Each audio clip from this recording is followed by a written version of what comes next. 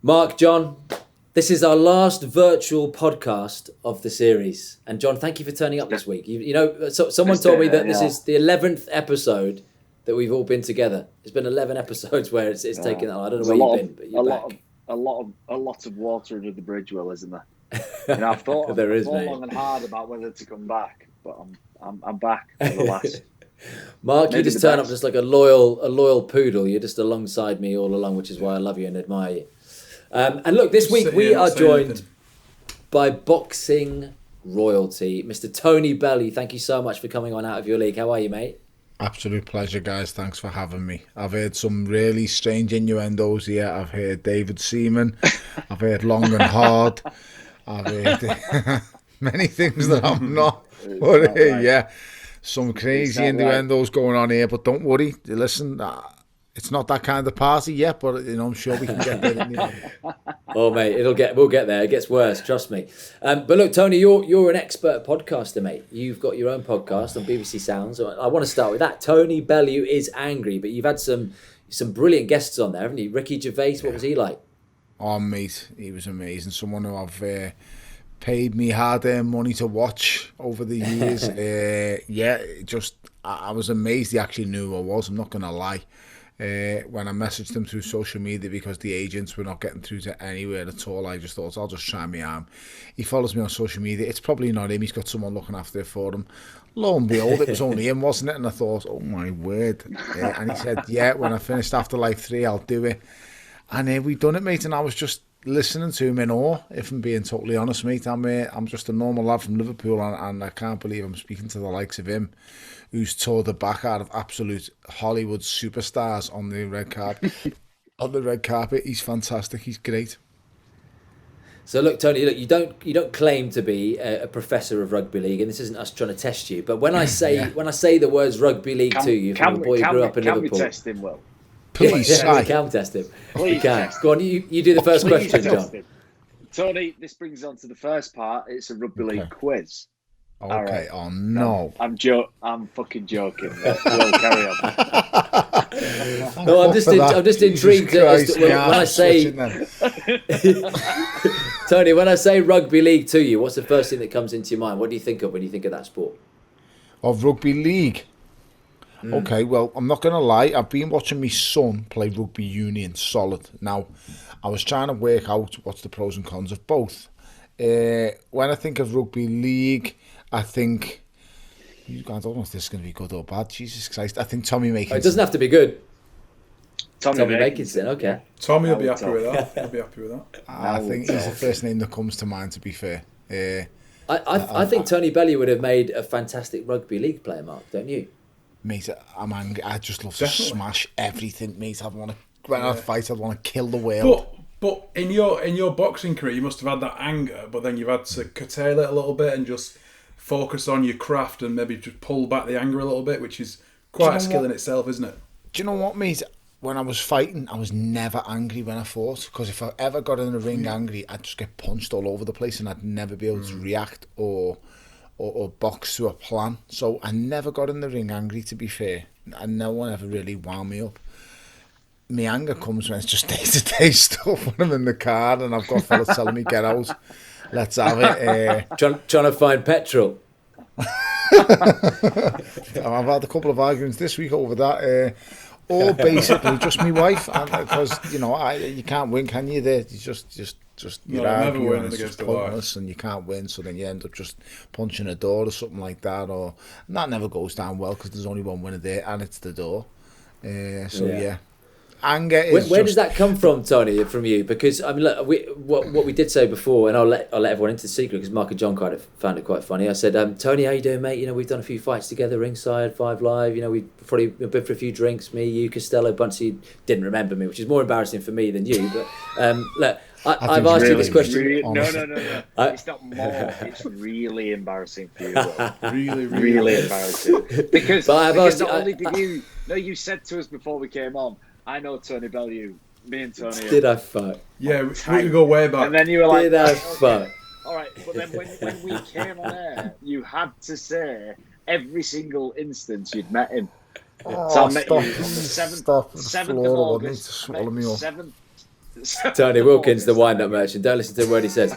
Look, take because I have asked you, and I can't remember the answer to it because the first time I laid my eyes on you, Tony, I not only fell in love with you, but it was a long, long time ago, and you were a young lad, and I remember your press conferences before fights, and this was well before the big stage. But you'll remember them as well. And I think a few of them were in that Hilton Hotel in Liverpool, and you used to turn the tables upside down, and it turned into some sort of Conor McGregor before Conor McGregor was cool, kind of pre-fight deal. So where did all that come from? And go back to like what your childhood was like in Liverpool, and kind of the reason for all this anger that was there initially. Well, first of all, them kind of things never happen because of anger. Them kind of things happen because I understood what people wanted when they tuned into boxing. I'm no one's fool. I always was quite alert before I turned professional. It's all well and good being really good at your sport. You can be a really good boxer and have good skills and nice, but in all fact and true honesty, no one gives a shit. People want to turn up and see two fellas who want to kill each other. Yeah, they don't want to see two fellas shake hands and go, may the best man win, this is going to be great. They want to see two fellas slap each other at a press conference, throw a drink at someone, pick a table, whatever. You want to see them shout. They want to see someone who they can relate to. That's what people want in more day-to-day life. They don't want to see two fellas who look like they've been carved out of stone. They're speaking really nice to each other and it's just a sport. People want to go, right, he could be my next door neighbour and I'm going to be him. I want to smash his face in and he wants to smash his face in. That's what draws attention. I got that from an early age. I just knew it. I was doing it as an amateur boxer. I'd done it as a professional. Me press conferences, I never ever thought them out. I never planned anything. I just went with the flow. And, these lads will know that when you've got a dressing room environment and dressing room banter, nothing gets the better of you. Like, I can be thrown into any situation. I've grew up in football dressing rooms, boxing dressing rooms. People will tear the back out of you. And if you just take it and don't respond, you will just become literally a victim. And I was never going to be anyone's victim. So I was always super alert to banter, whatever. You can call me anything. And I promise you, I will bounce back with something immediately. It's the way it goes with dressing rooms and banter. And that's where it all basically stemmed from. The football dressing rooms as an amateur footballer, the boxing dressing rooms, where you grow up as a kid. You either fight or you survive. It's just as simple as that. It's just, and being from Liverpool, I've always looked at it, there's two ways to go. You're either good at telling jokes or you're good at having a fight. You better be good at one of them, because if you're not good at none of them, you're absolutely fucked. Thankfully for me, I was all right. I could have a fight. Well, where Tony, what I was interested in, like when I knew you were coming on, was the distinction between where that stops and where the actual practicalities of being a boxer starts. So you've got like this, right? There's this fucking showbiz element to boxing now, like the preparation, the hype, and all that, which is kind of your duty. You're an entertainer, right? But then there's a point at which that stops, and there's a practicality of shit. Right, I've got a fucking box here. Like where does that happen? And does it happen quickly, or does it? Are you aware of it all the way through that process? Do you know what? I never ever switched off in 20 years of fighting from it. I lived it, and what I will say is I'm a completely different person when I'm in the circus. That's what I used to call it, the boxing environment, and being around the lunatics and the maniacs, and everyone expects me to just perform. Whenever I came out and I'm in that boxing environment, I'm just expected to perform, whether it's a press conference, whether it's a training session, whether it's a fight or just any way, shape or form there. It's when I came home, I would switch off. And I said this in previous interviews. I said, Tony Bellew is someone who I never felt like it was me. Because it's definitely not me when I come home to this house, because I'm trod on by everyone, mate. Listen, in my house, I come about sixth. There's... my wife comes first, my kids, the 4 kids come next, then the dog comes next, and then it's me. And just to inform you, we haven't even got a fucking dog. So that's the order. Somebody's dog. Whose dog is it, Tony? Stray dog. Mate, it's just so I'm completely different in this house than I am in day-to-day life, but it's hard to separate them things, especially when you've played this. I don't want to say played this role, because I didn't. I was just being me through my whole career, but I was more than happy to play the villain when it was time to be the villain. I was more than happy into press conferences and in fight build-ups, but then I was more than happy for the people to come in and see me actual life, and that's when it changed for me, really.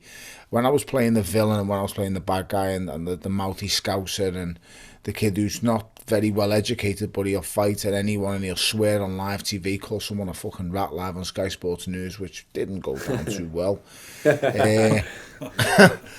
I was happy to play that role, but then it's only when these people came into my life as my career progressed and it started getting higher and higher, where people from the outside looking in thought, do you know what, he's not a wanker, he's actually alright, he's not that bad.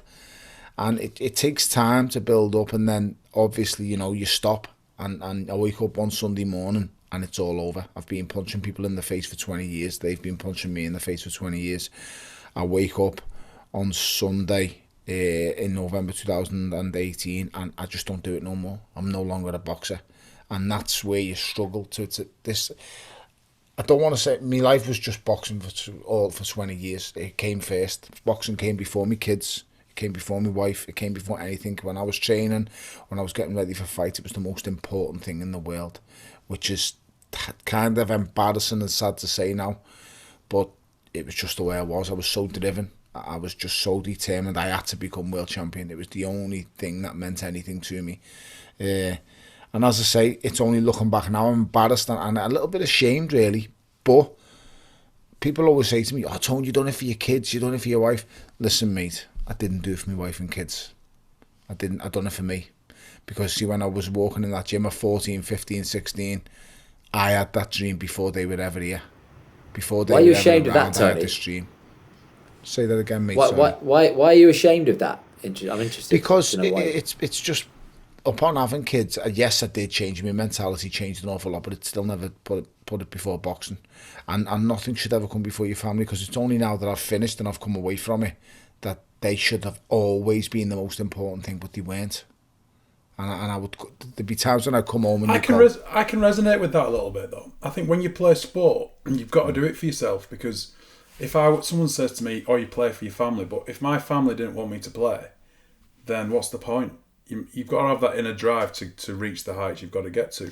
And I know what you're saying there with you need to love your family and look after them. And I could probably, maybe some thoughts of regret, but I think you've got to be very selfish to get to where you've got to go and get the best out of yourself. That's what I was, selfish. That's the best way. I was selfish. But you know, like when you come home and the missus goes, right, it's parents' evening.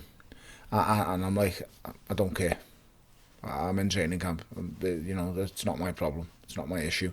Or I'm taking the kids to a birthday party this weekend, and can you do this? No, I'm tired because I've trained my bollocks off all week, been punched all over the place. I've got to lose weight. Nothing else important. And I would. It's only now when I look back. At the time when I was doing it, it was like, you should know better. I'd be kind of have them feelings to, and she shouldn't have even asked me and put me in this position. But Tony, would you have got to that position? Would you have got to those heights had you not been selfish? That's the point, isn't it? Would you have got to that level that you got to? Not a chance. I wouldn't have got anywhere near as far as I got. For someone like me, I'm an overachiever, because you see, I'm not athletically gifted. I was never a good athlete. At 15 years old, I was 15 stone. I was a fat mess. I was working nightclub doors from a young age. I was fighting with grown men. My first shift as a security guard on a DJ box, I was at 15 years old. Jesus. Only Liverpool, that, mate. Yeah. I was stopping people getting into the DJ box at the 051. You are probably too young to know the 051, but the 051 was a tough, rough. We're as old and ugly as you, mate. A tough, rough-ass club. Well, you just look fucking younger than me, or he's had really easy paper rounds. It was one or the other, boys. But yeah, I was working then, mate, and then from the ages of 16 till I was 20, on and off working nightclub doors, yeah. At 21 maybe, yeah. And then I took a stint away, was boxing around the world for my country, doing okay. And then I went back on the doors for a little bit just before I turned pro, and then it completely stopped altogether. My dad was someone who ran Liverpool's nightlife for many, many years. So I always wanted to impress him, but the way to impress my alpha was never going to be to come home with 10 GCSEs. It was to come home and say, my son can fight like fuck. and that's what I'd done to impress him, mate. He was just being the best bulldog you could possibly be. He's buzzing. Mate, he was over the, he's like, you couldn't meet a prouder dad. As soon as you meet my dad, it's like, if I'm not there, within 30 seconds comes out his mouth, he'll tell you his name, and they go, oh, you related to Tony Bellew? Because he's Tony Bellew, the original, mate. I'm just a black version. And he'll be like, yeah, that's me, lad. You know, did you see him do that? Did you see him do this? And I'm like, fuck, dad, no. Yeah, mate, I love me dad, lad. I adore him. But yeah, I'm happy. The one thing I can say, I made him proud. Yeah, 100% you did, and you made Liverpool proud. You made the United Kingdom proud. I don't buy into the narrative, because I've heard you say that so many times, and I think you used it, and it's clever because you're a clever lad, and you used it to your advantage. That whole kind of, look, I'm just a fat kid in this. I'm overachieving. You played the kind of Sean Dyche card, didn't you? The equivalent of like little old Burnley in the Premier League. But you were a lot better than you gave yourself credit. But honest to God, I am just that little fat fucker from Wavertree who was just so cheeky and never gave up. I am, mate. As I said, that. If you just look through, it's in the media now anyway, like my school picture, I put it in social media a few years back, and people were like, wow, that could not possibly be you. Well, it was me. And my head's about this big, my ass is even bigger again.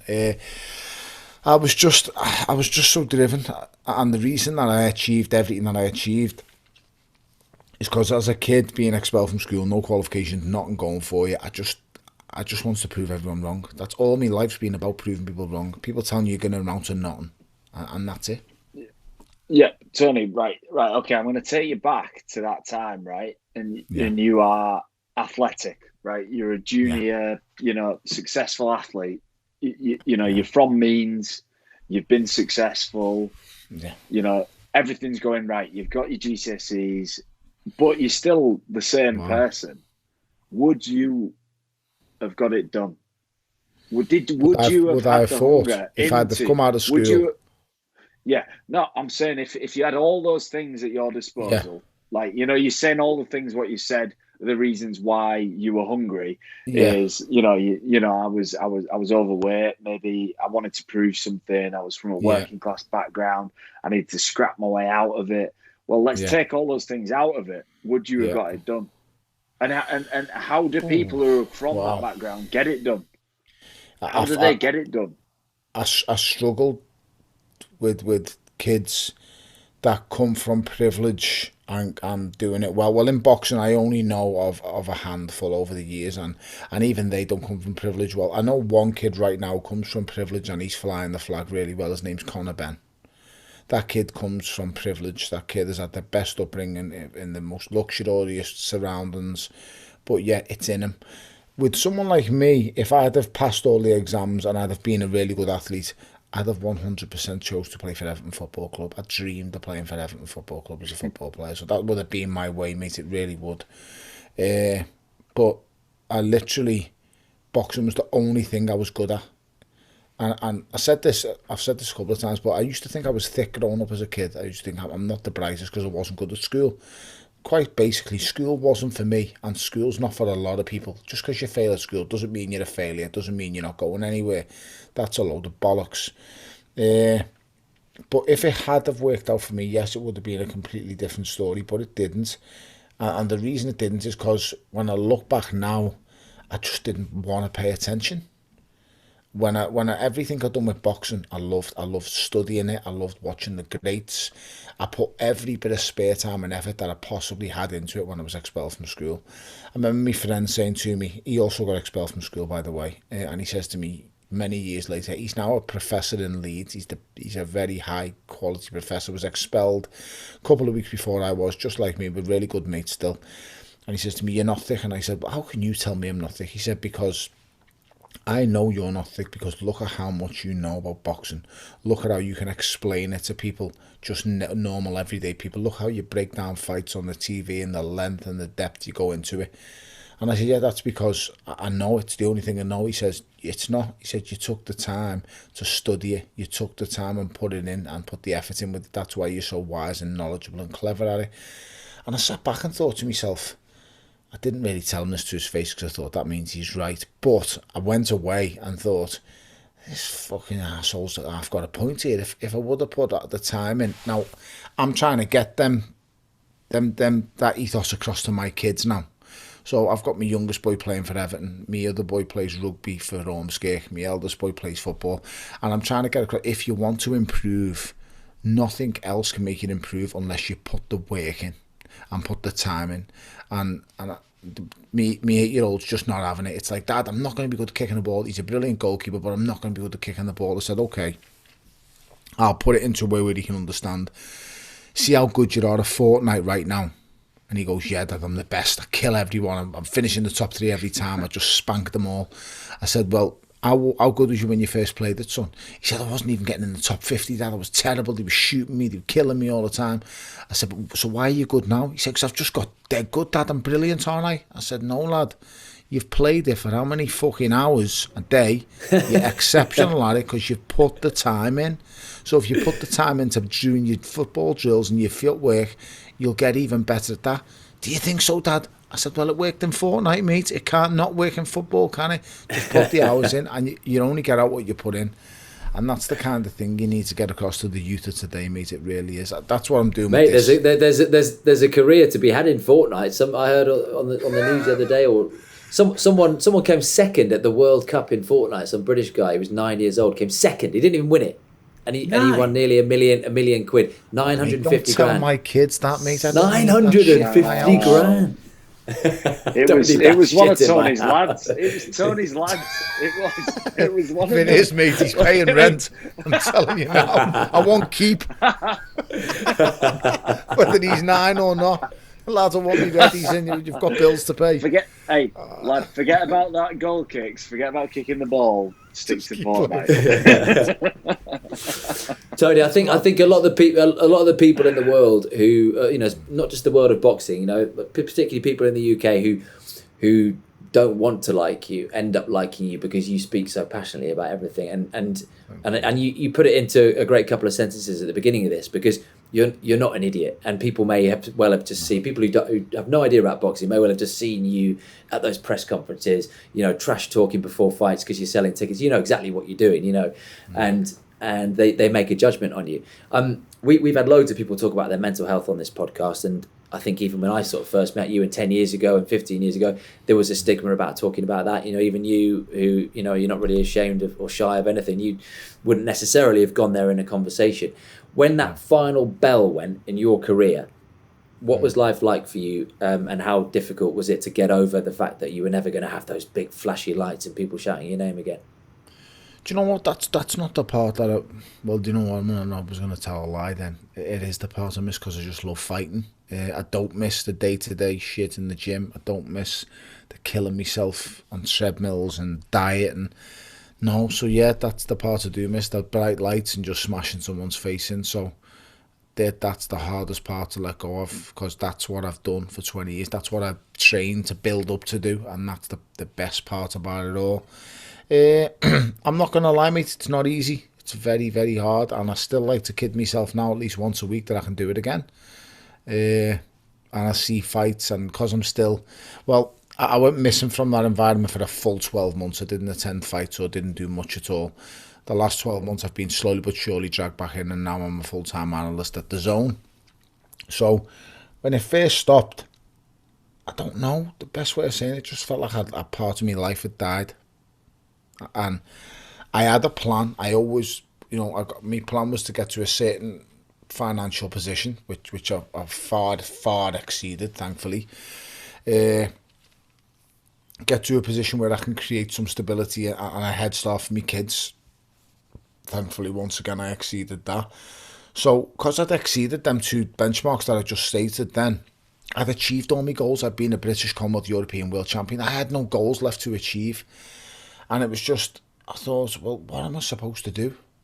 I haven't got a clue. And as I said, I did have a plan. My plan was to look after the property portfolio and make it work and do whatever it is you do. You keep telling yourself it's going to be enough. But I'm not going to lie to you, nothing ever fills the void. So I haven't got the answer if you're looking for that, for what did you do and how did you fill it. I just live day to day now, mate. I try and fill my days.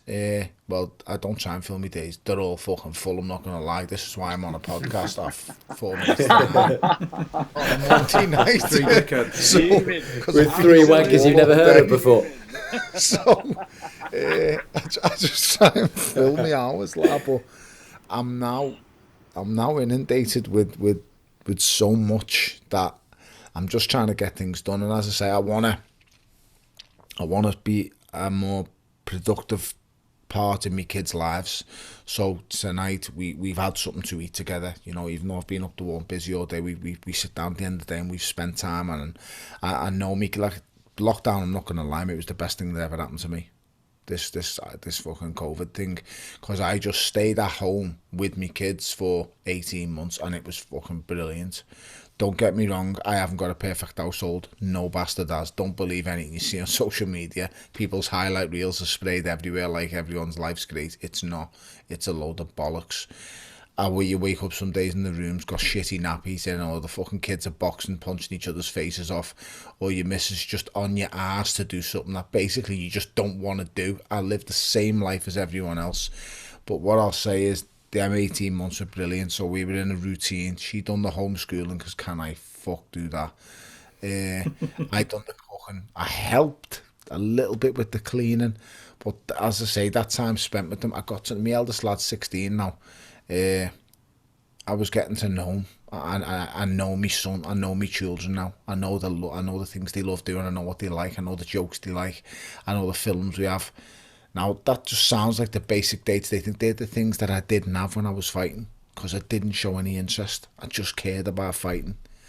And they're the things that I've been able to focus on since finishing. So while I still miss that part of me that fought and punched everyone's face in, it had to be let go of. It really doesn't. You've just got to prepare, I suppose, the best that you possibly can for the end. I tell fighters now, and they always ask me, especially ones coming near the end, and lads at Everton Football Club, as they've retired, I've stayed in touch and I speak to them because I was always in and around them and training and doing my physio and my recovery work with them. You see them as they're retired and now they're coming to the age, and I speak to them and talk to them, and you've just got to have a plan. Don't just stop.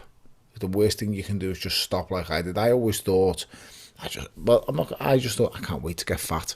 That's what I thought. I'm not going to lie. So I can't wait to just sit there, eat like fuck. Can have a bevy with my mates whenever I feel like. I'm not even a drinker. I don't even like the taste of ale, so I don't even know why I thought that. But I just thought, having a laugh with the lads, do what I want, please myself. After 6 months, mate, that got boring. And and every time I looked in the mirror, I just got rounder and rounder and rounder. And I just slowly but surely, mate, I was caving and caving. And then I done that fucking stupid, crazy SAS show, to which pushed me. How was that? You know what, mate? I've always admired lads in the military. I've always admired them because I just think they're the top. The dog's bollocks, aren't they? They're up there, they're just fucking killing the bad guys, and you're fucking doing this and doing that. And I just always admired them from afar. I'd read Ant Middleton's book. I knew they all were. Not going to lie, didn't really watch the show. Just thought, I'll piss it. No one's going to physically break me. You couldn't get any worse than I've had in my career. Went on the show thinking, in my small little tiny mind, that I'm going to go on this show and here's what happens. You know, they put you through hell in the day. You do a few physical fucking circuits and stuff like that.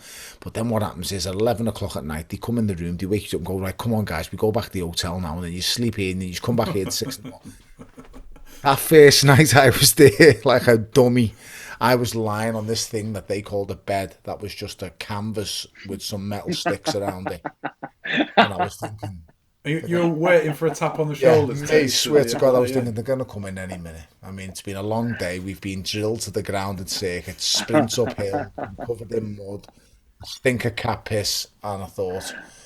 They'll come in anyway and go, lads, come, we're going to the hotel now. No one came in. And mate, night after night, I kept thinking to myself, they will come. And they never they're came. Not coming.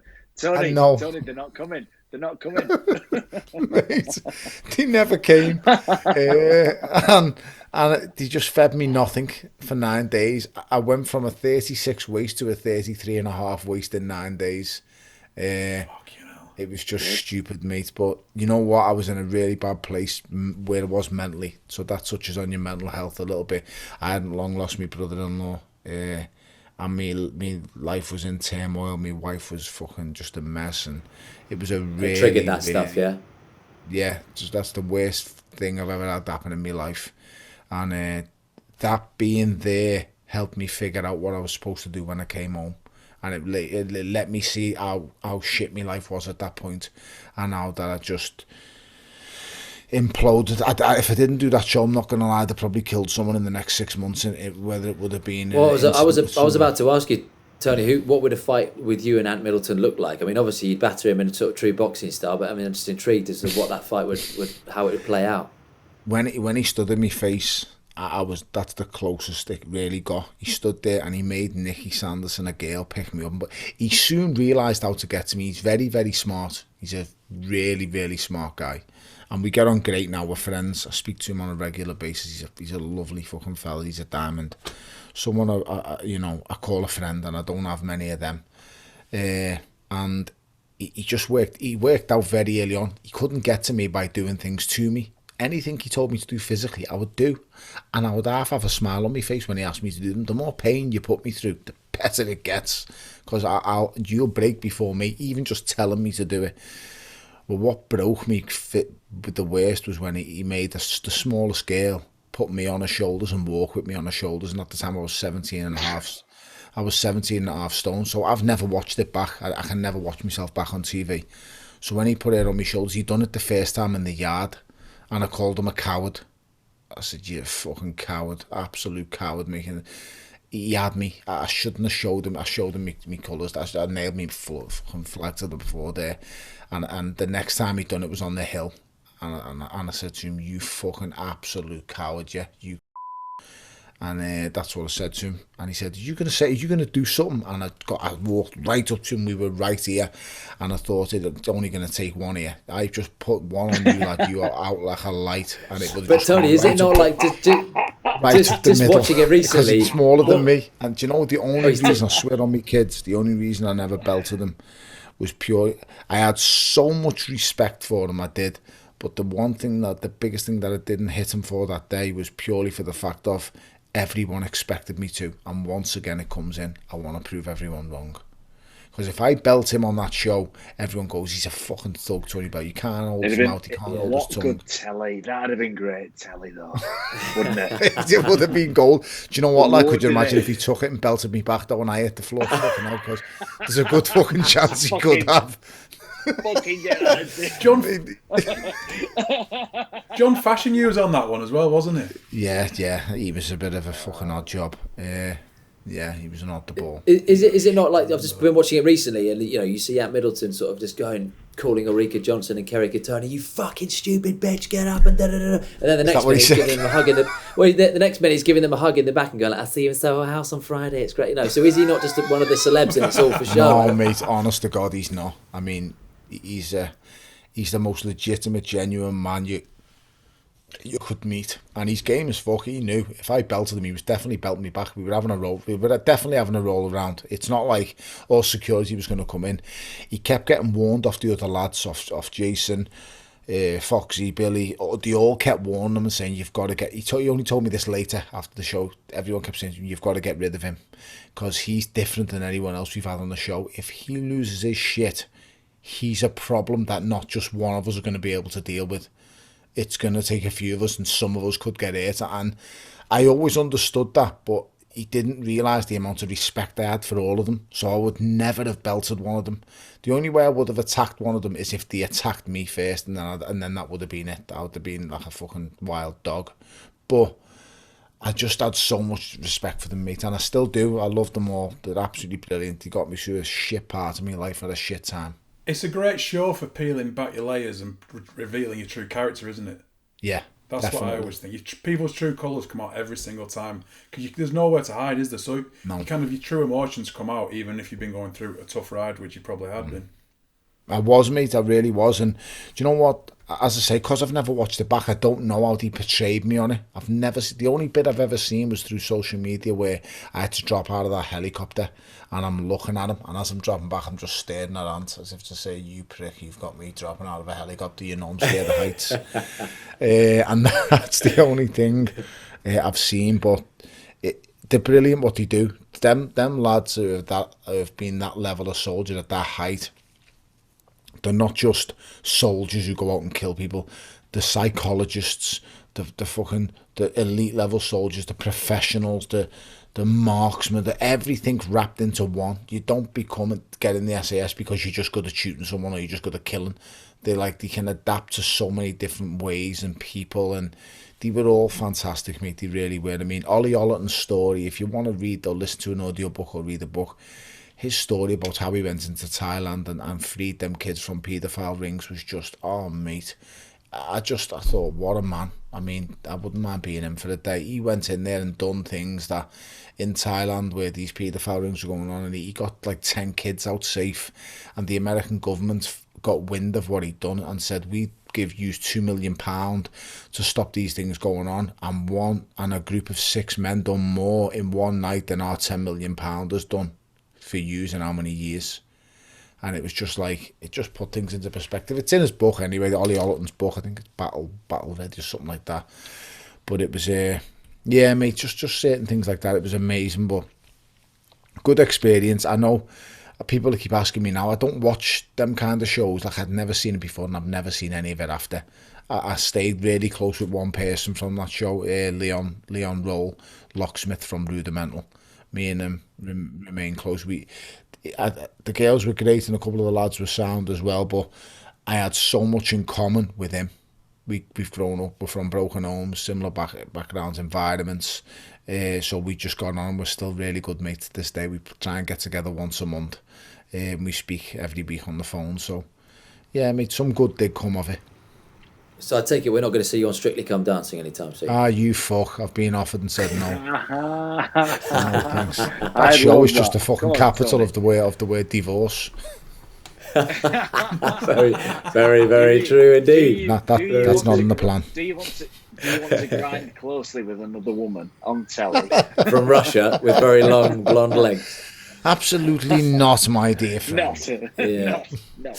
Listen, Tony, I want your view on this because I know you're not a fan of pretenders and particularly invaders and people in your sport. And I think I read an article in the Daily Mail a few years ago, or maybe not as long ago as that, particularly with the Paul brothers on the circuit. I don't know what you make of this kind of essentially gamers, influencers having a go at your sport, even though they probably like you are students of the sport and they love it and they respect it and they would have watched your fights and love, you know, people like you. But they're earning serious cash. Can you blame them from what they're doing? I mean, to be fair, that article in the Daily Mail was the Daily Mail, Tony, which disappoints me. The Daily Mail, because my gran once told me that the serial number on the front of the Daily Mail gave you an idea of how many there are in the United Kingdom. But that article was published. That's not my view. If people from the Daily Mail are listening, it was my gran and she's dead. But go on, Tony, your view on that. Say how it is. So you can ask me a question, or he's just going to tell me some freaky shit? No, I just want to know what you make of it, because it's becoming these more YouTubers and more. On YouTubers fighting. Well, yeah, because that seems the future. Does it? People, there is a market for it. There's a hunger for it for some reason. Of course, there's always going to be a market for freaks doing freaky things. What I will say is it's not boxing first and foremost. Can you show me one boxer he's actually beat or one boxer he's actually fought? I mean, I get mixed up between which one. The guy who's won all his fights, he's getting guys from the mixed martial arts world sticking boxing gloves on them and getting in a boxing ring and saying it's a boxing match. I mean, what boxer has he faced? Where his brother, on the other hand, has just literally thrown himself right in the deep end and faced every fucking boxer you can imagine and being beat how many times, but he is facing boxers. So I've got no problem with one of them calling himself a boxer because he's been in a ring with Floyd Mayweather, for fuck's sake, which is as crazy as it sounds. He has. And then you've got the other fella who's fought Tyrone Woodley. What's the other fella's name? Ben Askren, Jesus Christ, oh my Lord. I mean, he's just a wrestler, isn't he? Yeah, he's a wrestler, but I mean, did you see the build-up when he pushed him across the face, and as he turned round, he slapped him on the back twice, and it was brilliant to watch. It's brilliant to laugh at. But I haven't watched the actual fight because I can't, because that's not boxing. That is just a freak show. You know, it's a circus. It's madness, but. Is it diluting boxing? Is it diluting what's happening at the top end of boxing? No, it doesn't reflect to boxing in any way, shape or form. I'll tell you what's going to happen though. Someone's going to get hurt and then it'll be boxing that gets the backlash. right now, no one's really taking it serious as boxing matches. Everyone's just going, these are just gang of lunatics pretending. It's like me turning up at a nightclub on a Saturday, having a dance and then labelling myself a dancer.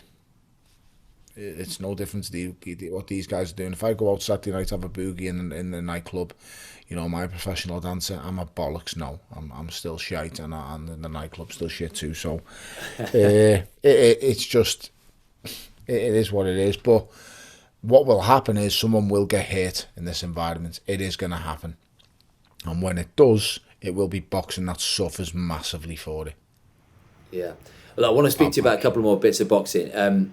Are we going to see you? I think I know the answer to this, but you've kind of already alluded to the fact that you miss certain elements of boxing. Are we going to see Bellew in the future? Bearing in mind, you're still really a spring chicken. But I mean, you know, Roy Jones Jr. would have said that. Mike Tyson would have said that. You know, David Hay, your best mate David Hay's coming out for another little dance again. Listen, I'm not going to lie. Of course, everyone's got a price. Do I envision myself back in there? No. I'm not the kind of person you're going to fuck about with. So you see these kids like Jake Paul or Logan, whatever his name is, he's not going to put it on me at an event or something like that, because he knows exactly what's going to go down. I'm going to chin him the minute he steps to me. There's not going to be like, oh, what are you saying, you dick, or I'm going to push you and bang, you're asleep. What's the need for the fight? You've just been knocked spark out. I'm probably in handcuffs, and then, you know, that's how it rolls. So these people aren't going to approach me. But Tony, I don't even mean the YouTubers at this stage. I mean also, like, you look at Roy, well, whatever we call that Roy Jones Jr. and Mike Tyson fight, you know, whatever we call Tony Benn's comeback. But when you speak to someone like Tony, you know, he genuinely believes it, Tony, doesn't he? He believes it. You listen to him, well, the impression that you get, you know, he's not coming back for money. He doesn't need the cash, or some of them do. You mean Nigel, or do you mean... Sorry, Nigel Ben, and then there's Mike Tyson and Roy. Well, sitting with Roy Jones, I commentated with him on the fight of the week. Now, Roy Jones Jr., in my opinion, is the greatest fighter who's ever laced on boxing gloves. He's the most equal fighter in offense and defense, and I'm talking about a prime Roy Jones Jr., not the guy that these scavengers feasted on at the end of his career when he was absolutely shot to bits. I'm talking about a prime Roy Jones Jr., the one who deals with the likes of John Ruiz, Montel Griffin, James Toney, all them people before him. That was a true legend of the game. I see where you're going with it, and I understand what you're trying to get at, but not really, no. I don't need it. I don't want to be any part of it. If David calls me name or something like that again, which he won't do, because he's not soft. He's been dealt with twice, not once but twice. Then, you know, it is what it is. But no, I just can't say. I promised the kids, mate, I'd stop. And I know that sounds, Bellew's just going on about his kids again and shit like that. But mate, I was never someone who done things in halves. So when I went into training camp, I was in training camp. I wanted to kill the world for 12 weeks. I hated everything and everyone. I'm not someone who can switch it on and off. I'm either all in or I'm all out. And right now, for the last nearly 3 years in November, I've been all out. Don't get me wrong, I'm training hard again at the minute, and I'm training like a fucking maniac for a reason that will soon come out in the public domain. I'm not going to have a fight. It's not going to be against some tithead YouTuber. But you know, I've got things to prepare for and get in shape for. So strictly, fuck off, and absolutely not. You've done the jungle, haven't you? No, I haven't. And I'm not going to lie. I've rejected that a couple of times because, in all honesty, I just don't fucking like spiders. I don't like snakes. I don't like rats. I mean, I would scream the fucking house down. So you just don't need to sit. And you could just know the minute I went in there, big hard case boxer as I'm professed to be, which I'm not. I've never claimed to be this big tough guy ever. I would be screaming to high heaven, mate, and that would just be every single challenge would be at my fucking doorstep, wouldn't it? So I'm not going to lie, mate. Everyone would just go hungry in the camp. I wouldn't give a shit. I've starved before. I'll starve again. You can bring your waist size down again. Mate, I would go out of there a fucking 28 waist if I went in there. I'm telling you now. Hey, Tony, right? So, yeah, like we recently retired. Me and Mark recently retired from rugby. And okay. I think a lot about the things that I miss from sport. And I think, like, one of the things I miss is being conditioned to impact, to, like, to be hurt. I know it sounds stupid, Doesn't. but I miss pain. Right, that's the only thing I miss out of sport. I don't miss training. I don't miss the game. I miss fucking bleeding or being sore or all of that. So how for you, right?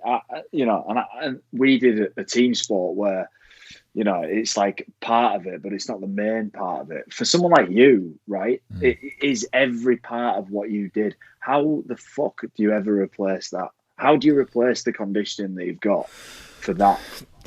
Do you know what I'm doing is, at the minute, I'm training differently than I've ever trained before in my life. So I've got a kid working with me at the minute. His name's called Luke Powell. He's a shred fast training program that he's got, and it's a different type of training than I've ever done before. It's body weight work, because my body's absolutely fucked, and your bodies will be fucked as well. The amount of impact and stress that you usually go through 10 car crashes a game. It's madness, the amount of impact and smashes you guys have. So I get it, because I understand day in, day out, I'd go through them similar things myself, like you did. The training I'm doing now has been a big help. It's so hard, I'm not going to lie. It pushes me to my absolute limit. Like, I'll spew up on numerous occasions. It's that hard. Even if it's just body weight, but then I'm working a lot with kettlebells at the minute. Just all kinds of resistance stuff. He's really good at what he does, this kid. I've known him for a long time. He's a young genius, but that's what I've been helping to get me to focus at the minute. Nothing will ever replace that impact and smash what you want. I'm not going to lie to you. Nothing. Because I actually still miss, and I never ever thought I'd say this, but I miss getting punched in the face. How fucking stupid does that sound? Like, if someone said to me right now, I'll give you one, you can give me one, I'd bite the hand off, I'd take it in an instant. I wouldn't care how fucking big you was or whatever. I'd say, let's go, get these gloves on. Don't want to get punched without gloves on, fuck that. I mean, that's going to fuck me face up even worse than it's already fucked up. But boxing glove on, I would take one to give one right now. I wouldn't give a fuck how big they were. Or even a body shot, a body spar. But I can't do it because I know it'll drag me back in. For you guys, do something with training that you haven't. Look at a different aspect or a different part of training that you haven't done before. Challenge yourself to different things. I've started playing golf. Fuck me, sorry I did, but I've started taking it seriously, and it's doing me bastard nothing. Fucking hardest game in the world. So have you, John. Wilkins doing that as well. Mate, me plan. I'm not gonna lie. When I first got into golf, I said to them, "Listen, I'm just trying to clock the game, and clocking the game for me will be if I hit a ball so hard it explodes. If I can do that, I've clocked the game of golf. I'm nowhere near it yet." Well, I've finally realised that it doesn't matter how hard you hit it. You're not a winner. You're nowhere near it. So now I'm actually conditioned. I'm starting to do better. I've scored under 100 for the first time. I hit a course the other week for 91. I'm getting better. So I'm getting pars. I'm getting birdies now and again. I'm taking me time. That's been a big thing. It's just finding the bastard time to get round. Listen, Tony, we've kept you so long, but we've got to talk to you about AJ Usyk and a man that you got in the ring with, and it was brilliant. I love the romance, the bromance between you two, because there's something really weird there, and it's just fascinating to watch. But and you were one of the first people he hugged ringside after beating AJ at Spurs at the weekend.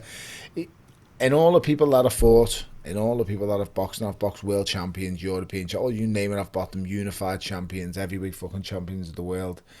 He's the one guy in the pros I didn't want to hurt.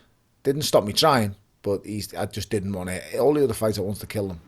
Why is that? The faces right in. But with him, I had such admiration and respect. I don't know what it is, whether it was when I sparred him when I was on GB and he was Ukraine. He come over to me at the end, and I wanted AJ to win it. I've known AJ a long, long time, and Josh just chose the wrong tactics on the night and didn't employ them right. Completely wrong thing to do. But if it was going to be anyone else, I'd have wanted it to be Alexander.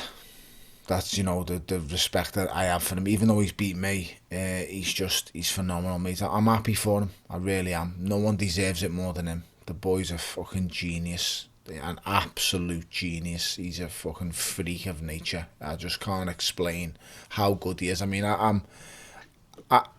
I've got a really, really good boxing brain. As I said before, I can figure a fighter out pretty quickly. I can adapt a certain style, and I can tell you how to beat them. I can't always do it, but I can tell you how to do it. But with him, he was something else. Never have I encountered anything like that. And before anyone says it, yeah, I was beating him after 8 rounds. When I got stopped, I was ahead on the cards. Doesn't matter. It wasn't an 8-round fight, it was a 12-round fight. And guess what? I was fucked in that 8th round. Who wins the rematch then between him and AJ? If he has a boxing match, he'll lose every time. He cannot box, that boy. He's not. But no one is going to outbox Alexander Usyk. Nobody. There's not a better boxer than him, period. He's only going to lose because of size and strength deficiencies. Because people are just too big and too strong. That's how he'll lose. No one's going to outbox him purely for the fact of no one's got better feet.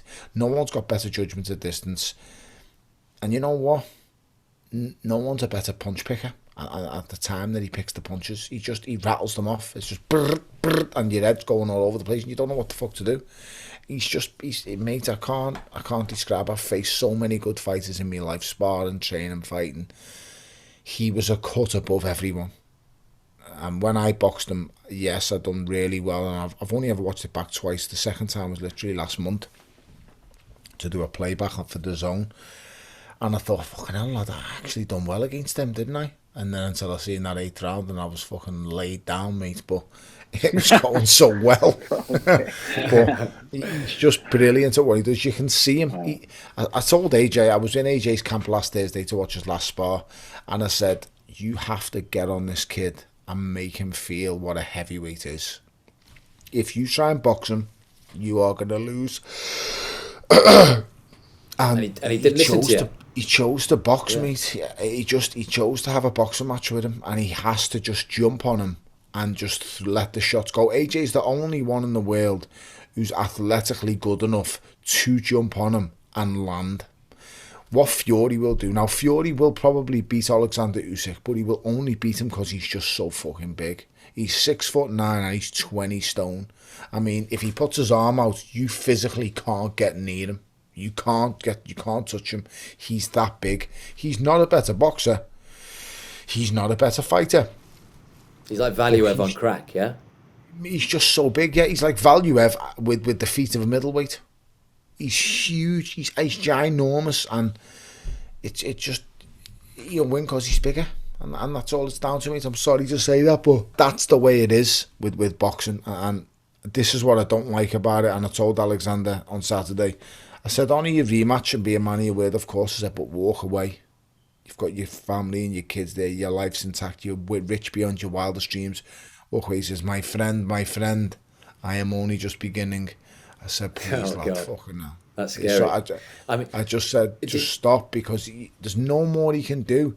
And the only reason this man's going to lose is because he's not big enough. And no fighter, this is why weight divisions exist in boxing.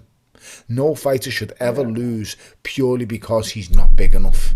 He shouldn't lose because was he 6'3"? Sorry. He's about 6'3", Usyk. He's the exact same height and build as me. Yeah, he's 6'3". Well, I was going to say, he is you. He's you. You're a cruiserweight trying to be a heavyweight. You know, that's exactly what you were trying to do towards the end. I mean, the thing's fascinating with those two, because I remember sitting in the XL Arena 2012 and watching Joshua win that gold medal at heavyweight, and then watching Usyk, I think it was the day before winning the superweight title. And I remember sitting with Mark Pugac, and we were like, fuck me, these two guys. And then look at the journey they've both been on. But tell me where I'm wrong here, because this is the way I was thinking about it the other couple of nights, of AJ's journey now, which is also interesting because he signs that career-long, contract the day before with Eddie Hearn with Matchroom. Yeah, so like he's in it for the long haul, and of course the setback and the comeback. I mean, you've been in the Creed film. You know, it's going to make a great story because he's going to have that setback and the comeback, which will sell and it will be marketable. But and I mean this in the nicest way possible. Fury and Usyk are two fucking loons. I mean, that is the most marketable fight ever. That if they get a trilogy out of Deontay Wilder and Tyson Fury, they'll get a trilogy out of Usyk against Fury, because that could be one all going into a brilliant third one. So then AJ? This is the question to you, Tony. Does AJ have to sit back and wait for that trilogy to take place, him then being 32, 33, and then try and take all 4 off the winner of those 2 and maybe fail? Is that his only route back? The mad thing is, no, because AJ's the guy who fills the stadiums, and that'll never change. AJ's the guy who sticks 60, 70, 80, 90,000 people in an arena every single time. With Fury, you know, they can't give the tickets away to watch him fight Wilder. They literally can't give them away. The stadium. Why though? Why? It's just because of his style, mate. When you cut it back, Tyson talks the greatest, one of the best you've ever listened to when he talks, when he preaches, when he speaks. But when he gets actually in the ring, it's not good to watch. And against Wilder, everyone's jumping on the Wilder last time out, and I agree, he was really good against Wilder last time out, but don't confuse that. Joshua doesn't need to say much, he just turns up and knocks you out. That's what he does. Yeah. Or, like last time, he gets beat up and gets knocked out. It's exciting either way.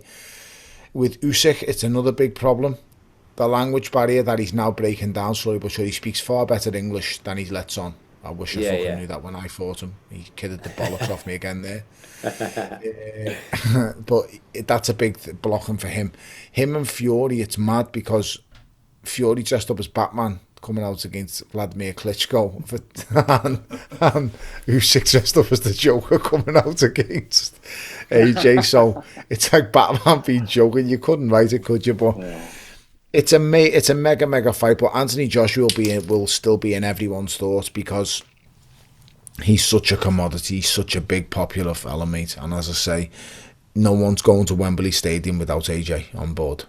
Because you just don't want to do it. They won't want to take the risk or run the gauntlet. Fury and Usyk is an amazing, intriguing fight, but it will not be exciting. It will be pretty horrendous to watch. That's just down to styles. That's just the way it will be. Everyone will still want to watch it just to see what will happen, but trust me, it won't be good to watch. Fury's got an awful lot to contend with going into this third Wilder fight as well. I only found out in the last 48 hours about how tough his personal life has been these last few months. I didn't know because I don't pay much attention to social media, believe it or not, or what's going on in people's personal lives. I've got so much going on in my own. To hear of his young child in hospital, in Alderey Hospital, that's not far from here, it was very hard, and to see his mind here, there and everywhere. He's back and forth to America in his training camps. He's got an awful lot going on in his life. So I just hope his mind's right and he's on it when he gets in that ring with the Wilder for the third fight. Because if he is on it, he doesn't lose a second of any round and he just boxes the head off him. Because Wilder's just a big, dangerous lunatic. He doesn't have any technical skill or ability whatsoever. But he's a complete one-trick pony. But believe you me, mate, it's a hell of a fucking trick. Because if that trick hits you, mate, you wake up in an ambulance and it's night-night. So it's just... Flash, would you like to see Wilder punch Will? You know, just clean. I'd like to see most people punch Will, actually. Do you know what I mean? That's not very nice, John. You just need to be in that dressing room environment again and you need to collide. Yeah. I just want to see somebody punch Will. I don't know who. That's the... And Tony's quick just to flicker in the air. You tried to Tony's too nice. Did you two play how many did you two play together? Yeah. We played together at St Helens for about 3 or 4 years, 3 or 4 years. So and you just against each retired other last year. and Mark the pretty one, not the one who looks like a shit Tom Hardy. Mark knocked the shit Tom Hardy out when they played against each other. Oh, now you're talking. John came for me and then I just braced and then he fucking went. No. It was like what it was like Will would be if Wilder hit him. What we're talking about here, Tony, is I went to be very, very aggressive towards Mark, and I just caught his shoulder. Whereas Mark, you know what I mean? Down. Mark was passive, whereas I was like, fucking get this into you. Passive aggressive. Knocked the fuck out, lad. Well, not really, but we need to talk about this. You dined out on the fact you knocked me out. I basically knocked myself. How many times have you been knocked out in your careers? I knocked myself out. How many?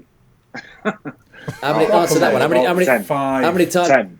Combined. 5 or 10. But then I think most games I'd have like a little, you know, when you just buzzed and you start and you don't know where you are for a couple of minutes, and then you find.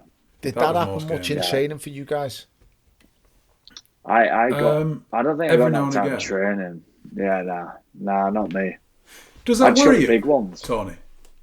No, I'm intrigued because First of all, I'm asking purely based on me fucking son. I mean, he's 13 and I'm thinking if he gets good at this rugby, I'm just trying to plug as much out of you two as I can to find out if I'm going to pull him out now or pull him out in 5 years' time, because fuck that, mate. That sounds rough, getting knocked out off someone's shoulder.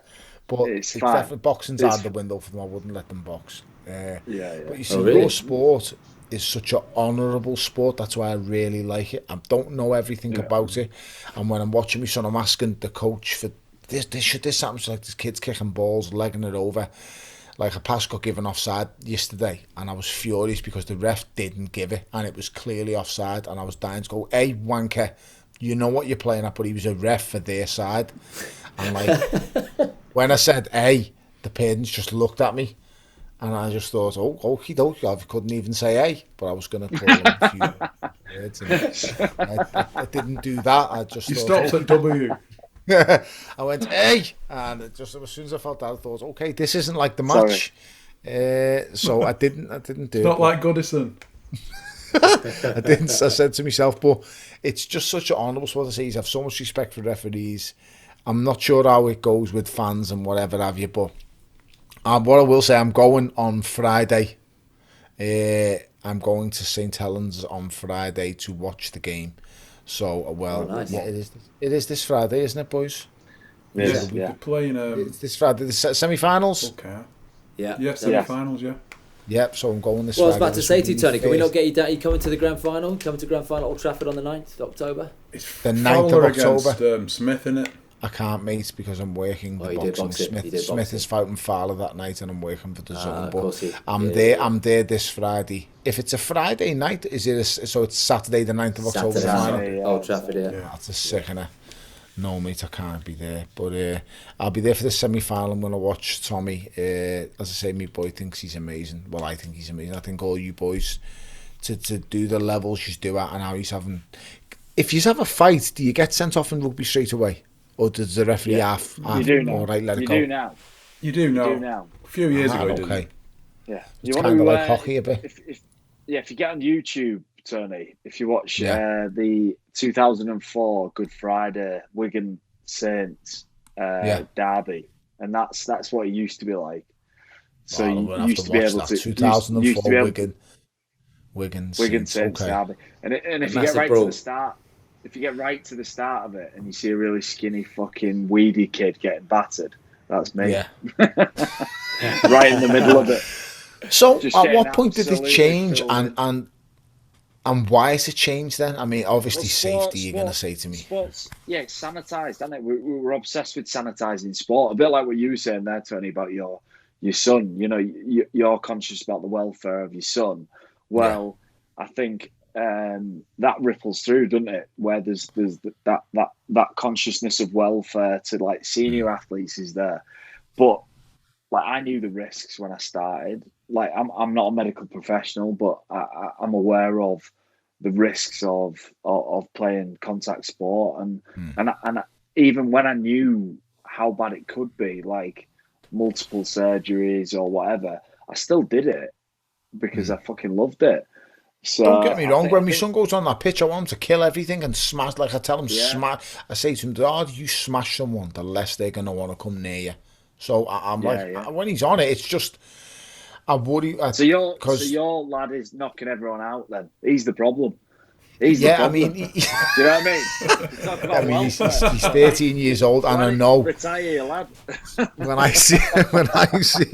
You know, when I turn up and you see the parents of both seen, like, I've got my kids tattooed on my arms, obviously the names and stuff like that, but a couple of times I've turned up and they've got ringers. Now, I will quite honestly say, there's the kid's name, his age and his tattoos on my arm, just so you can see, I make sure it's not that right, because I've got 116, and he could honestly say, let's see your other arm, and then he'd claim that's him. But he's 6'2", he's 13, and he's a size 12 shoe. He's 6'2" at 13. Yeah, he's 6'1", 6'2", but he's a size 12 shoe at 13, and he's fucking, he's quick. Like, he's quick. I knew he was quite quick, because I've always been a slow runner, but when I sprint, I'm all right over 10 yards. He's out sprinting me now. and I try and I took him for a jog, and what's he called? His name's Tony Bellew. He's not a great player. We need to remember that name then, do we? Oh, mate, hopefully one day, but no, he's not that. He's studying it loads at the minute. He's obsessed with Jonah Lomu and some other players, studying them on YouTube, watching them. But technically not up to date with it. So, he's got to get into the rhythm of passing properly and spinning the ball when it's passed properly and all the technical side of your game and onside, offside.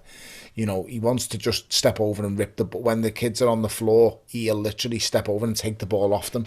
But he's got to realise that you've got to be in the right position and you can't just walk over to the side of the scrum and then just take the ball. So little things like that. But he has the natural attributes, of course. I mean, I just wish he had my fucking want to kill the world attitude. He's so nice. I've seen him mow kids down and then go, "Oh, you're okay?" And I'm like, "Fucking run, go and score the try. It doesn't matter if he's on the floor asleep, just keep running." And he doesn't, mate. He asks kids, "Are they okay?" when he's ran over them, and I'm just like, "Can't do that, mate. Celebrate, run past them and celebrate when you've knocked them over." But yeah, he doesn't. That's me coming out in them. We've kept you for so long, mate, and I really appreciate you spending an hour and a bit with us. I love listening to you, Tony. Love listening to the passion and everything that goes with it. Boys, you're a great lad. I've absolutely loved it. Career, so mate. half an hour turned into an hour. Right, are you boys going to be there on Friday? They will be. John, you'll be there, wouldn't you? If you guys I hope you I'll be there. Lad, I will be there. I may get used a couple of tickets. Use the fucking players. Just walk up and walk in. If I played like you, just bounce up. They don't care about me. Is it that bad? They don't give you the no, credit? It's not. Phone the bastard club and tell them let you in. They fucking invite me all the time, and I've never been able to go, but I want to go. This is the first time I've ever been to a proper rugby match. So I'll just come with me. Fuck it. We all just bounce up together. What are you going to say? You're not getting in. I'll say, who do you fucking know? I say, these two will knock the fuck out of you, and then you've got to get to me after them. Boys, it's been an absolute pleasure. Thank you very much. Tony. I'm going to do what you told me to do and just go see ya. Ta-da! Right, so boys, next week, the 5th of October, we are doing our first and last and final and first live podcast in front of an audience. We don't know how many people were there. I'm hoping Captain Jibbers will turn up. I'm hoping there'll be at least 1.5 people there. And this is going to be at the Seven Brothers Taproom and Brewery. If you know it, it's in Salford. If you don't, Google it. Give you the postcode right now if you want. M50 1DS. Check it out. Come down. It's free. Completely free. Completely free. They use partridge. If you don't know it, I'll give it now. M50 1DS. Good memory. It's free, you say, Will. Stick it in your postcode. It's free. It is free, Mark. Thank you for asking. It is free. Entry's free. Mark may even buy you a beer, but you can get yourself a beer as well, and you can sit there and watch the podcast go out live. It's history in the making, John Wilkin. Are you going to turn up, John, actually, for this? Don't know, maybe. It's free, isn't it? So probably. It's free for you as well. I have a habit of turning up for things that are free. Salford is free shit as well, so they'll be all over it. It's a good little. You get a good little drop down there, Mark. I think. Do you know the Seven Brothers Taproom? Oh, fantastic beer. Yeah. Nice beer. Fantastic beer. People. We can have a few beers, can't we? We'll have a few beers. Great people. Great people. Seven Brothers have made some brilliant. Should we have a competition out of the three of us? Who can drink the most beer before going on Drink live? the more beer. Who could drink 7 beers amongst brothers? I could drink together. 7 Brothers. Oh, dry. You drink 7 Brothers dry? Yeah. That's another podcast for another. Anyway, please come down because it'll be fun and it's the last week of the season. We're building up, of course, to the grand final. We're going to do a live one for the grand final. Mark, you'll be there. John's not because he's got a better offer. He's doing something for the BBC and Sky, and everyone else will pay him. Gig elsewhere, whatever. Yeah. What are we going to do if nobody comes? We'll just get drunk and do a podcast on our own. Which, I mean, look, we've done that in our rooms for the last 2 years, so... Essentially, we're just recreating exactly what we've done in the last 12 months. In a brewery. Yeah. With nobody there.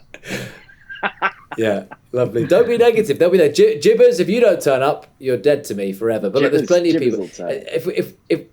if we say Salford, Mark, give us some sort of directions. You've been there before. It's not far from Media City, is it? Just near Media City, one of the docks, travel centre, ski slope just around there. Yeah. Oh, I know what you mean. I know exactly what you mean. Yeah, just that'll be good. If anybody's in the area, just drive to where there's like a vacuum of laughter, and that's where we'll be. So there'll be all sorts of there'll be activity going on. What does that sound like? A vacuum of laughter? It's like a bit like a Death Eater, on Harry Potter, isn't it? Just sucking the life out of the space. That'll be where we are. You'll find us.